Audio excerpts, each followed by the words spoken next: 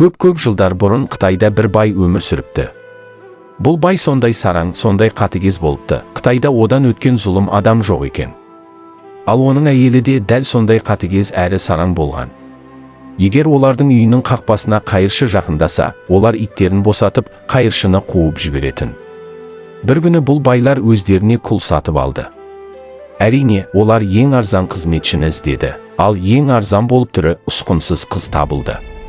Зұлым байлар құлды маймыл деп атап кетті. Үйде әрдайым маймыл жина, маймыл әкел, маймыл барып кел, маймыл алып кел деген бұйрықтар естіліп тұратын. Егер қыз жеткілікті жылдам болмаса, қожайындары оны таяқпен ұрып, аш қалдыратын.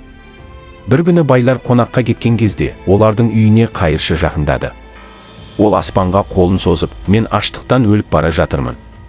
Құтқарыңыздар, деп ыңырсыды. Құл оның даусын естіп, қайыршыны үйге кіргізді. Қыздың көптен бері жинаған бір дорба кішкентай күріші болатын. Ол дорбаны қайыршыға ұсынып, мен бұл күрішті пешке жағатын сабандардан түйірлеп жинадым. Бірақ егер қожайын білсе, бізді өлгенше сабайды. Өтінемін, тезірек кетіңіз, деді. Қайыршы күрішті қапшығына салып, қызға кішкентай қызғылт орамал беріп қоштасты. Бұл орамалды таңғы уақытта жүзіңді сүртуге пайдалан, деді де үйден шығып кетті. Дәл осы кезде қонақтан байлар қайтып келді. Қайыршыны көрген үй иесі қызға айқайлап, қалай сен біздің үйге қайыршыларды жақындатуға батылың барды, лас маймыл. Мен сенің де ана жыртық киімді қайыршының да күл талқанын шығарамын, деп ашуланды. Бай қайыршыны ұстауға әрекет жасады, бірақ ол бір сәтте ғайып болды. Ешкім оның қашан және қалай жоғалып кеткенін байқамады. Бай одан сайын ашуланып, иттерді жазалайтын қамшыны алып, құлды сабай бастады.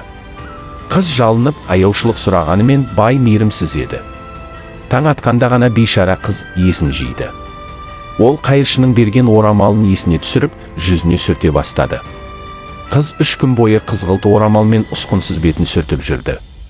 4-ші күні таңертең құл айнаға қарағанда өзін танымай шошып кетті. Айнадан нағыз сұлу қыз қарап тұр еді. Қайыршының қызғылт орамалы ғажайып жасап, ұсқынсыз қызды ерекше сұлуға айналдырды. Қожайын мен оның әйелі күннің сұлулығын көргенде, қызғаныш пен ызаға булығып, көре алмай естерінен танып қала жаздады. Құпияңды ашсаң, саған бостандық береміз, деді айлакер бай. Қыздың жүрегі атқақтай соқты. Бостандық үшін ол бәріне дайын еді. Қандай керемет армандағы бостандық. Ол азаптаушыларына қызғылт орамалды ұсынып, оны қалай пайдалану керектігін айтып берді. Зұлым байлар соны ғана күткен еді. Олар құлды ас үйге жіберіп, оның қашып кетпеу үшін жыртқыш иттерін босатып қойды. Таң ата бай мен оның әйелі беттерін қызғылт орамалмен сүртіп, терең ұйқыға кетті. Олар күн жоғары көтерілгенде көздерін ашып, бір-біріне қарап, айғайлап, айнаға жүгірді. Айнадан 2 ұсқынсыз, қап-қара түкті маймыл қарап тұр еді. Құл бізді алдады, деп айқайлады бай. Ас үйге барайық, мен оны бөлшектеп тастаймын. Иттерге жем қыламын. 2 маймыл ас үйге қарай жүгірді. Бірақ иттер маймылдарды көре сала, үрей жүгіріп, оларды талап тастай жаздады. Маймылдар қорқыныштан терезеден секіріп, үйден асып қашты. Көшедегі барлық иттер маймылдарды қуып, арттарынан үріп, дүрбелең туғызды. Байлар өлімнен қорқып, алды-артына қарамай қаша берді. Олар тек қалың орманның ішінде, маймылдар тобырының ортасына жеткенде ғана тоқтады. Осылайша байлар өмірлерінің соңына дейін маймылдар арасында қалып қойды. Ал қызға не болды дейсіз бе? Оның өмірі жақсы аяқталды. Қыз еңбекқор, мейірімді шаруамен үйленіп, ұзақ өмір бойы бақытты өмір сүрді.